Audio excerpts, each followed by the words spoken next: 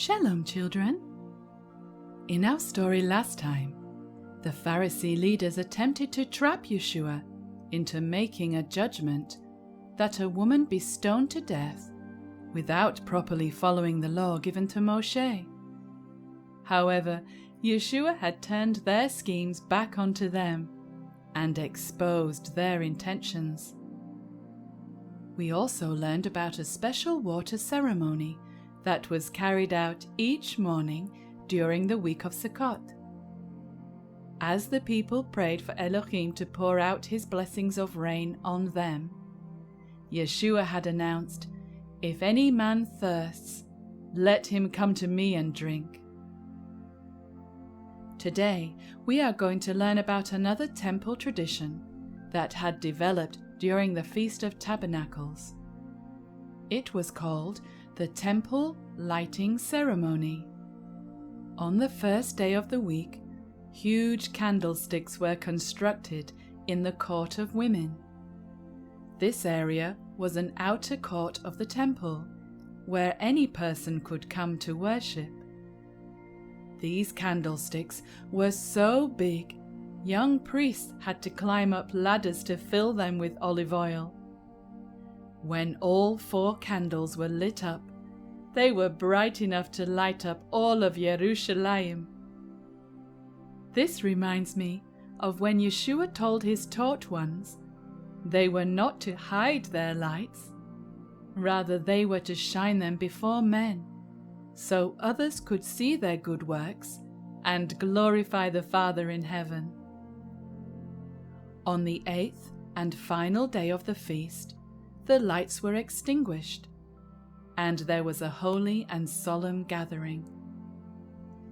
Now that the enormous lamps were no longer providing their light to the city each night, the people were in darkness until the next Feast of Tabernacles. I wonder if it reminded them of the prophecy Isaiah spoke. "The sun shall no longer be your light by day, nor for brightness shall the moon give light to you.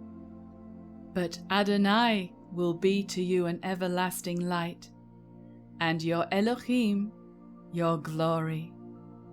Isaiah was prophesying the coming Messiah of Israel would be a light to all nations of the world.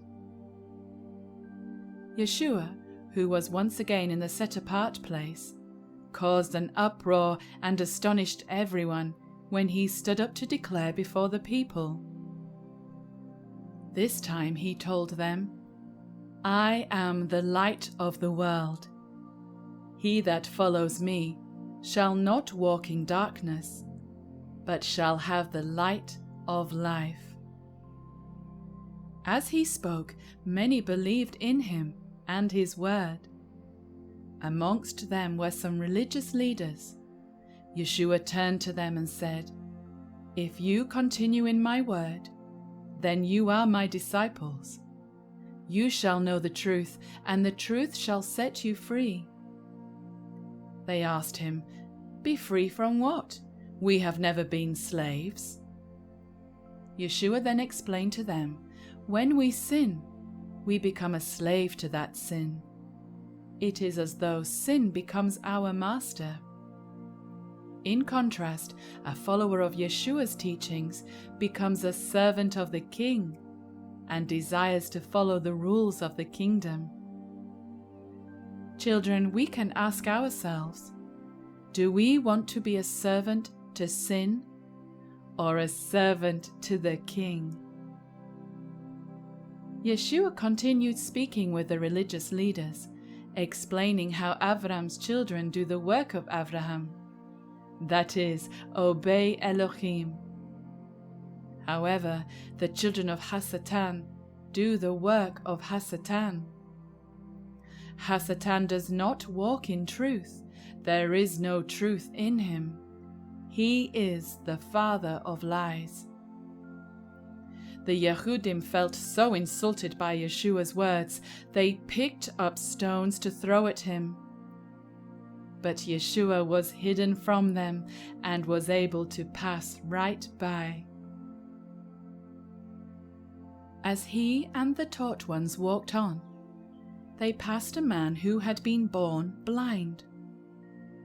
One of the disciples asked, "Why is this man blind? Was it the sin of his parents?"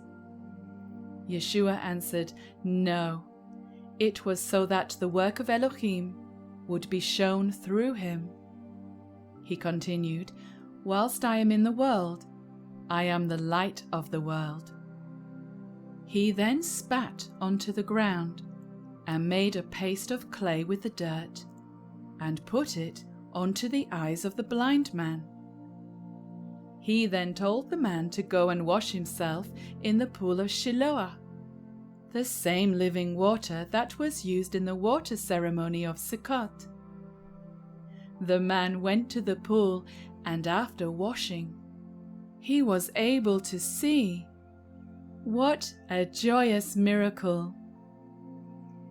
Now the man could not only smell a beautiful flower, he would be able to see its lovely colors. Not only could he hear the song of a bird, he would now be able to see its pretty feathers.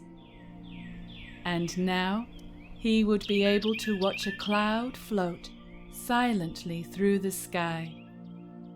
What a delight! Of course, this event caused quite a stir. The people who had seen the man for years sitting by the temple begging asked him what happened.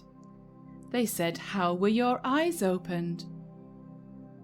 The man told them all about someone called Yeshua who had spat on the ground, made a paste of clay, and how he had put it onto his eyes, and then told him to wash in the pool of Shiloah.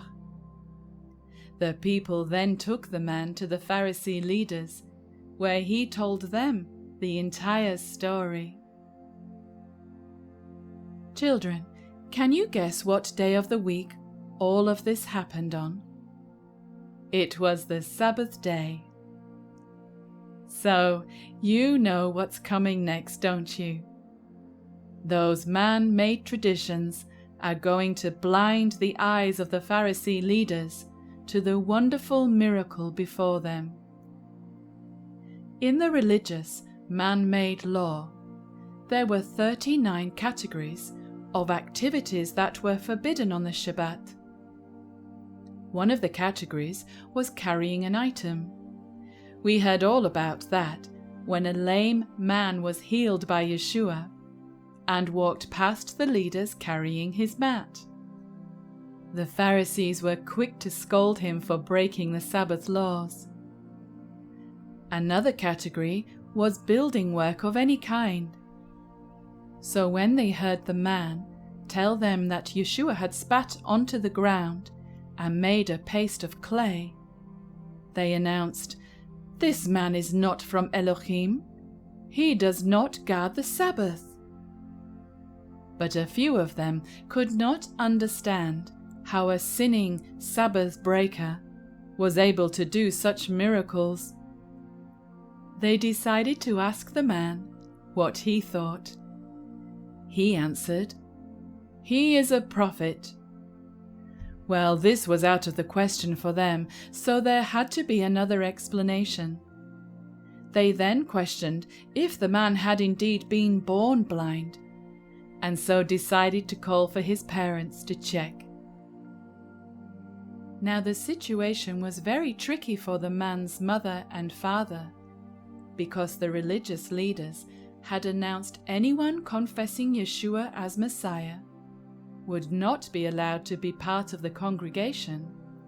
That is, they would be sent out. The parents had to tread very carefully. They told the leaders, "He was born blind, but now he sees, and we don't know how. Why don't you ask our son? He is old enough to answer for himself." So they asked the man to tell them what happened again. By now, the man must have thought the Pharisee leaders were more blind than he used to be. He said, "Why do you want to hear my story over and over again?" Do you want to become one of his taught ones?" Well, that didn't go down very well. They were very angry with the man and told him Yeshua could not be of Elohim. The man was very brave and spoke up. He said, "This is astounding. We know Elohim does not hear sinners, but he does hear the one who fears Elohim and does Elohim's will. No one who was born blind has ever had their eyes opened, so Yeshua must be from Elohim." The leaders had heard enough and told him to get out of the assembly. Yeshua went to find the man and asked him if he believed in the Son of Elohim. "Master, I believe," he said, and bowed down before him. Yeshua said, "I have come into this world so that the blind may see, and that those who think they can see will become blind." Well, children, that is the end of our story for today. So we will see you next time for another exciting journey in the life of Yeshua. Shalom. The former things will one day pass away. Our eyes will see the one we've known by faith. So come, Yeshua, come. Come, reign over us. Hear the